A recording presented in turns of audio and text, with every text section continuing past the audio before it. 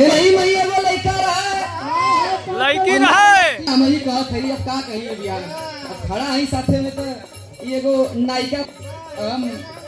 हां उनके खड़ा कर देता देख के हम उनको जो तोरी चुनरी लाल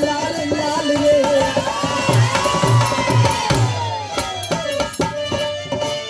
तोरी तोरी चुनरी लाल लाल रे तोरी तोरी चुनरी लाल लाल रे रोड पे चले लू कमाल चाल रे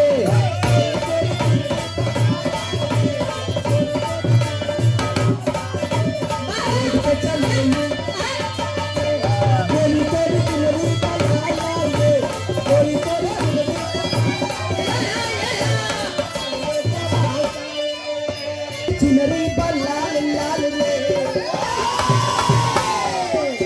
गोरी तोरी चुनरी लाल लाल रे रोड पे चले कमाल चाल रे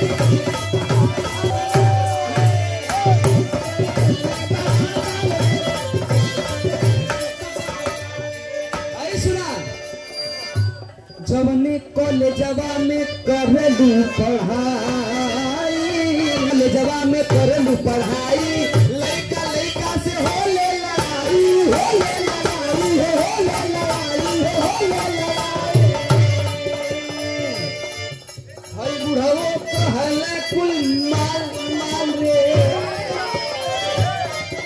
हई बुढ़ाओ कहले कुल माल रे रोड पे चले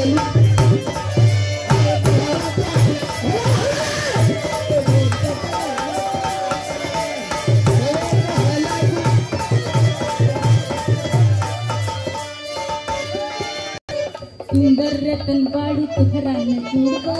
बाड़ी तुहरा न जोड़गा कदप लाल लाल पत्तम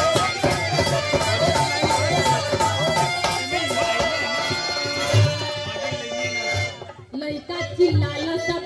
माल माल रे बुढ़ो कहले कुल माल रे रोड पे चलो